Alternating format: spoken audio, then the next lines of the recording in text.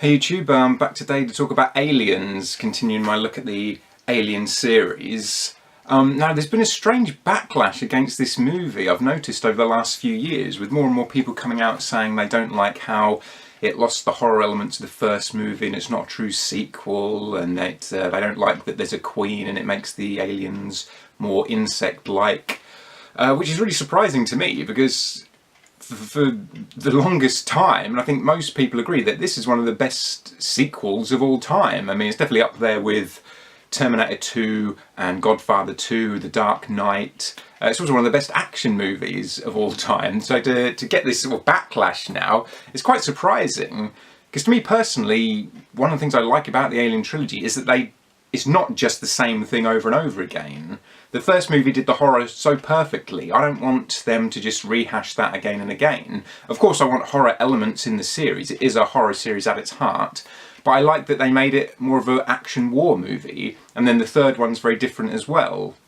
They don't just recycle the same idea. A pet hate of mine is movie series that just repeat the same thing over and over again. You know, the Mummy sequels, the Transformers sequels, the Jurassic Park sequels. It's just the same story over and over again. I want to see a series grow and develop, and different elements of that universe that I'm so involved in. So I like seeing the soldiers and the action, and this film also has more of a sentimental tone to it, which I really enjoy. Though I didn't want that continued though. But I think for this movie, it's a nice element that's injected, and we get to see a different side of Ripley's personality, with her falling into the role of mother and wife/partner to a man. Once again, I wouldn't want to see those themes continued outside of this movie, but it is interesting to see that element of her personality. Now, the characters in this movie are all reasonably memorable. There are some that, you know, there's like Spunkmeyer and Dietrich, who are, you know, who cares? But there's enough memorable characters that the deaths never seem cheap. It's not like in some movies, for example Alien vs Predator and Alien Covenant, where they'll have a whole scene around someone's death and yet it's a character that has only had one or two lines and you don't care. Whereas in this movie, even when characters that haven't had much screen time do get killed, it's in service to the plot. There's a scene where Spunkmeyer and the pilot of the dropship, whatever her name is, get killed, and you know, these two characters have had like one line each. You don't care about them, but their death causes the dropship to crash, and that's impactful to the plot of the characters we do care about. So it doesn't feel cheap in any way.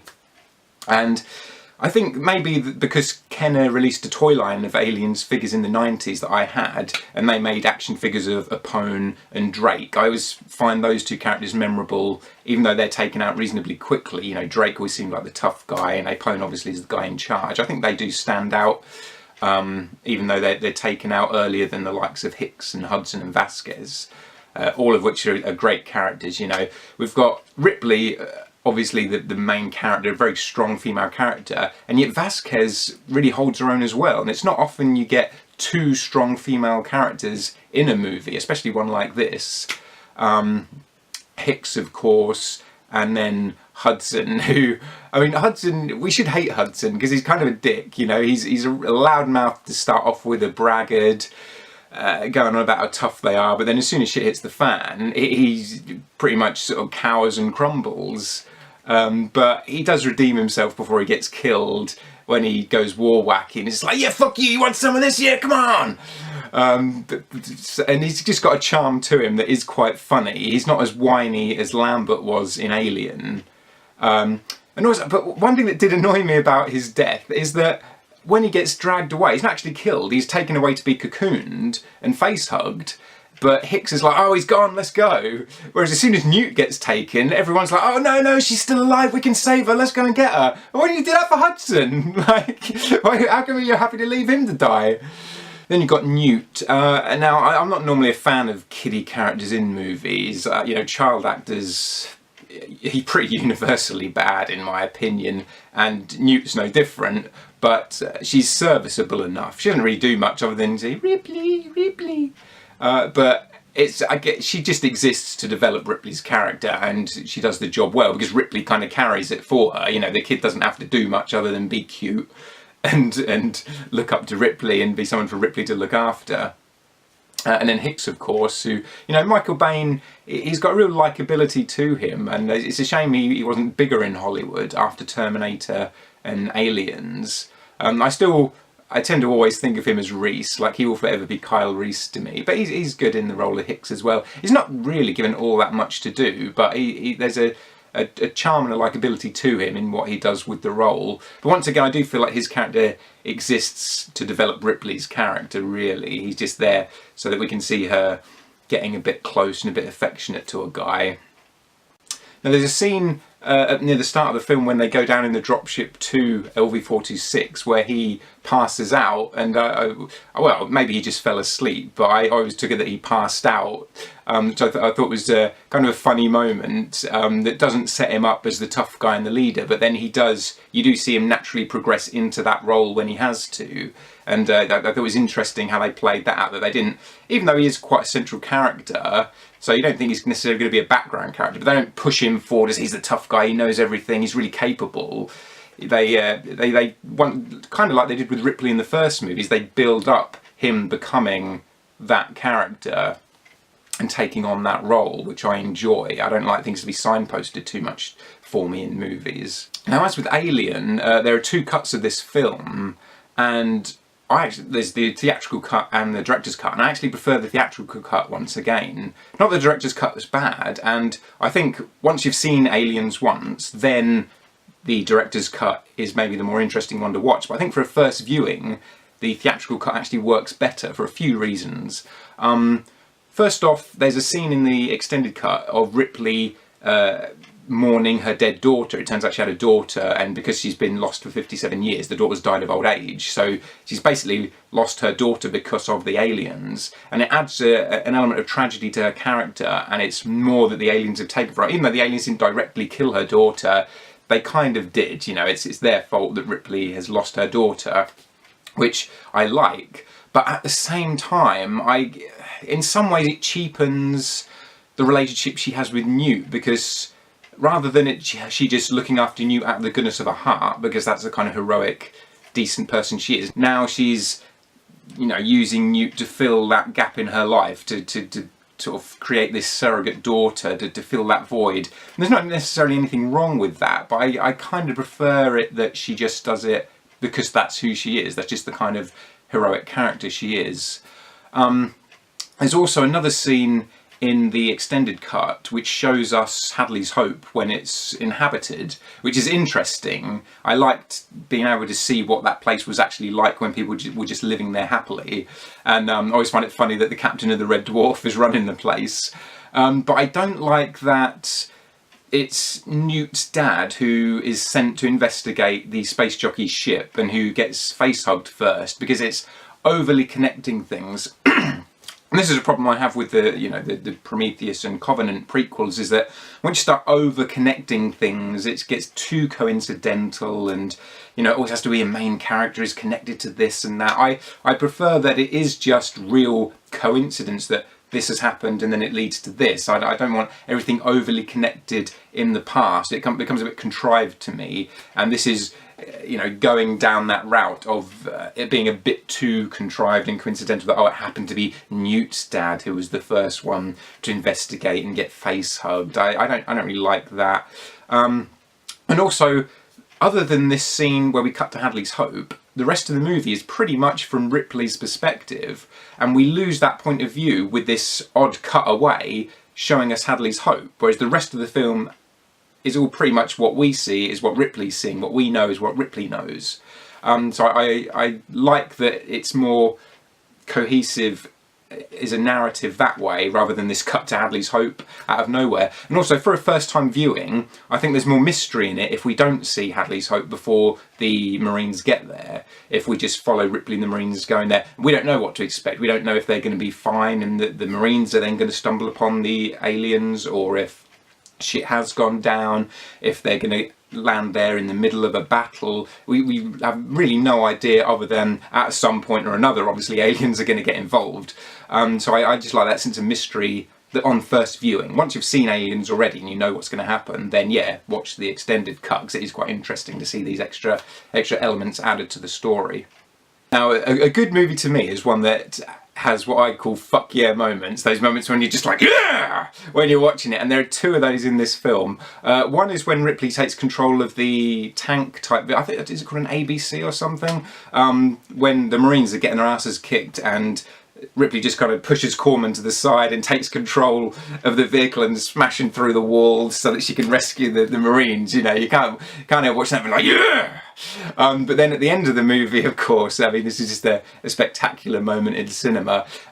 When the bay door opens, when the Queen's pulling up those grates trying to get to Newt, and Ripley steps out in the power loader and she's like, get away from her, you bitch! It's like, fuck yeah! Go Ripley! It's just like, that scene fills me with so much joy. Whenever I see it, I just can't help but get this huge smile on my face, like, yeah!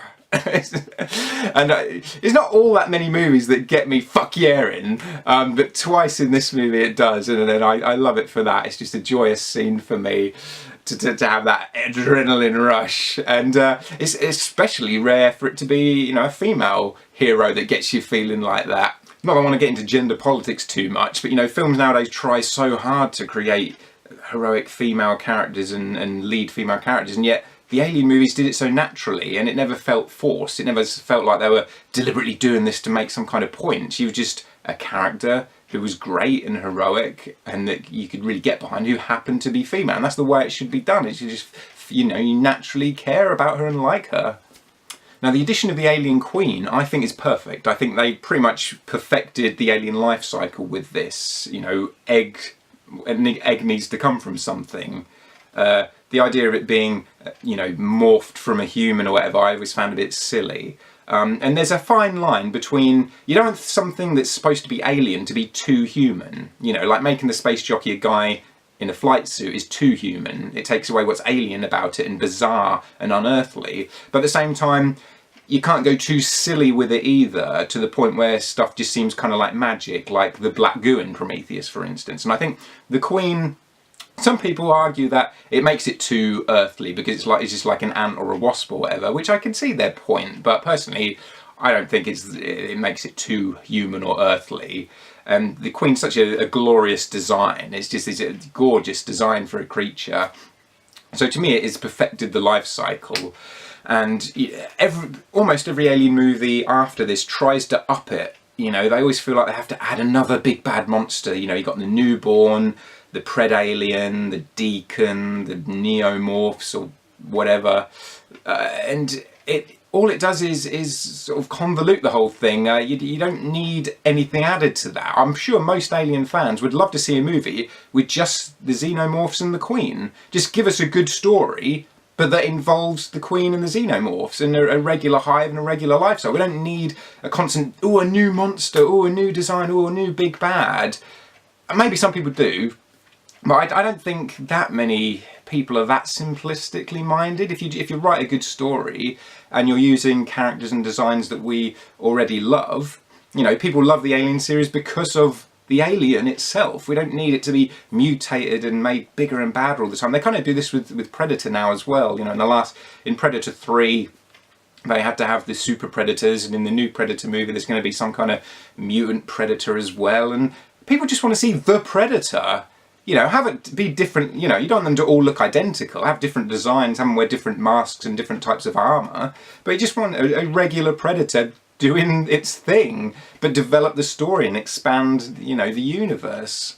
Now, even though I find it interesting seeing the aliens without the dome on their head, I do think the design loses something, and losing that sort of sexual, slow quality it had in the first movie as well, which would be hard to pull off when you've got hundreds of them swarming on some soldiers. They have to move quicker, so I'm not really sure how you could have done that, but I would have liked them to have kept it a bit closer to the movements of the alien in the first movie and kept the dome on the head.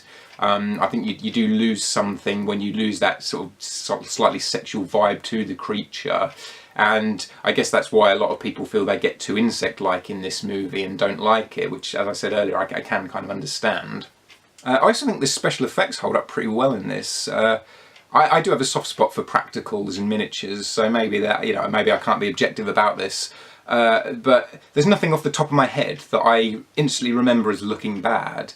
And even though I'm sure there must be at least 1 or 2 shots in this that look a bit dodgy, but if I can't think of it off the top of my head, then it can't be that bad to me that it stands out. You know, it doesn't take me out of the movie. Now, there's a notorious scene at the end of the movie where Ripley defies the suction of space and manages to climb back up into the ship without being sucked out into the vacuum of space, which is ridiculous, and it is a major plot hole or logic flaw, at least in the film. But by this point in the movie, it's earned it, you know. If I'm watching a movie and it's not very good and I'm not into it, then I'm going to tear silly things like this apart because there's nothing that's got me invested in the story so much that I can get past it. Whereas with this, you're so involved in the film, the story and the characters, that when something silly like that does happen, it goes over your head because you're just too involved in the movie for it to take you out of it. That's just a little overview really of my thoughts on Aliens and the things in the movie that kind of stand out to me. Next up, in the next couple of weeks, I'll do a video on Alien 3, which is probably the best movie in the series to discuss because it's so divisive and it's so controversial. I think you can have some really interesting conversations about that film, and I always have quite a lot to say about it. So hopefully catch you then, and thanks for watching.